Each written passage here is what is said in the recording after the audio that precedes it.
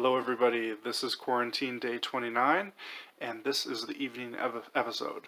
So one thing that has been talked about quite at great length by some of the individuals that I've been speaking with in this quarantine is just kind of the economy and how it's going to come out of this.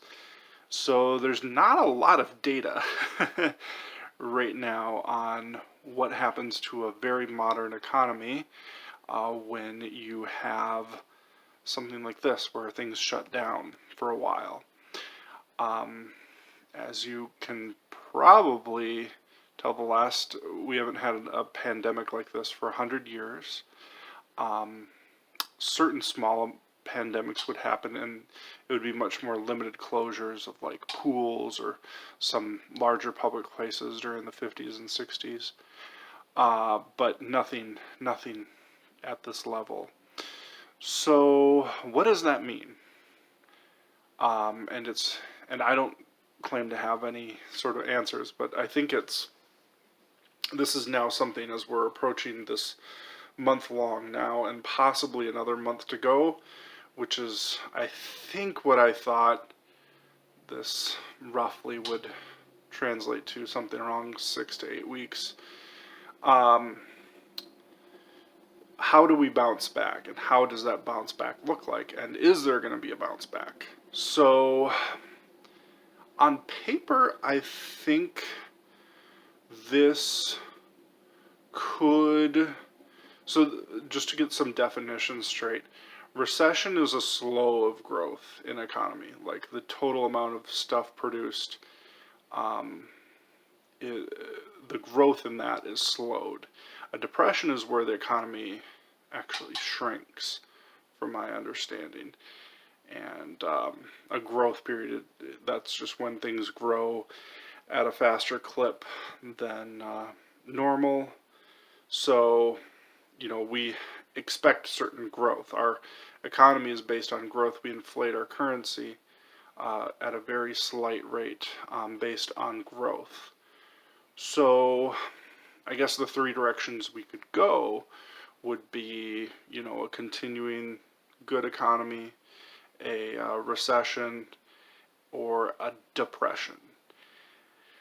And I think the depression on paper could happen, at least just if you were to fiscally count this year, our economy might actually shrink. Now, having played all sorts of games like Tropico and Civilization, depression doesn't always mean what we think of it in terms of the 30s and the Great Depression. Sometimes it's just like, well, we lost a month, we lost 2 months, and everybody kind of lost it in a sense, and that didn't happen. So technically, the economy shrunk, and it might be only a marginal amount. What you kind of fear is where that sort of depression causes people who have money to really hang tight with it and not let that flow again into the economy. And this would happen actually throughout history.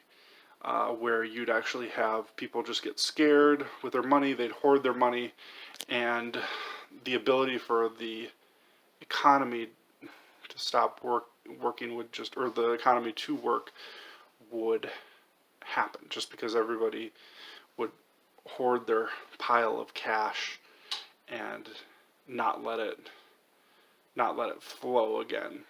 And so different ways have been, and sometimes that was more intentional than unintentional, but that's happened throughout history, and that would be kind of the thing we'd fear the most. But I think that's fairly unlikely to happen. I wouldn't be horribly surprised, like, if it did happen, but I would be marginally surprised. Now, the other two options, recession or just a bounce back to normal growth, I actually would not be surprised with either. I could see it going either direction.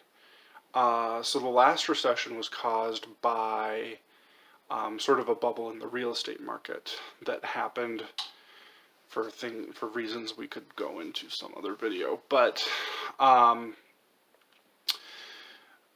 essentially there was kind of this loss of equity that kind of just burned across everything. So that kind of tied up a lot of normal capital that couldn't be invested.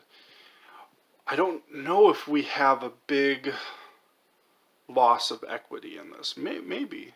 I don't know.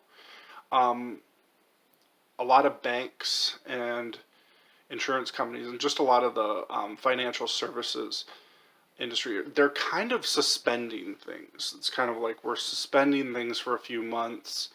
The government is trying to just infuse everything with cash. We're going to probably get a bunch of quantitative easing, which just means they're printing money.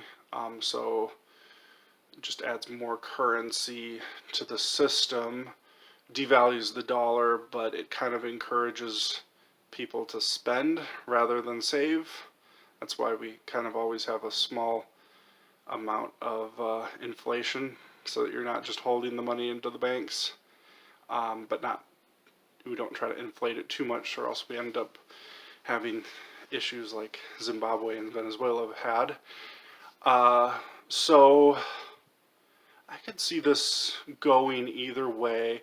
There's a lot of uncertainty, so the uncertainty angle, I think, could keep people from spending money or not investing, and that could cause things to not really get back up to speed. But then again, since this has sort of hit things in more of an unusual way and more of a way that it's kind of getting suspended, I could see that potentially creating a bounce back where it's just like, okay, we have this pent up demand, we just go get that demand, people try to resume jobs that they were in. There wasn't maybe a bubble that finally popped. It was maybe the beginnings of a bubble, but we're not running into. Sometimes what happens is you think about the economy as like it's like Wile E. Coyote chasing off the cliff, and then it realizes, I'm no longer on any sort of stable economic footing, and that's when the bubble pops. So we might have kind of hit this while we had our feet more firmly on the ground in terms of the economy before take off into the bubble. So I could see it going either way. Really, truly, I could. It's so hard to predict the future. I'm not a huge expert on this. As you might be able to tell, I'm a little bit of a jack of all trades, master of none, when it comes to a lot of these topics. So I know that a lot of people have a lot of firm predictions, but I think this is a very unique situation, and the last pandemic didn't really create any sort of sustained depression, led into the roaring 20s. That one was worse. Different type of economy, though. Different way that things are financed. There you go. There's my input on that. All right. Thanks, everybody. Bye.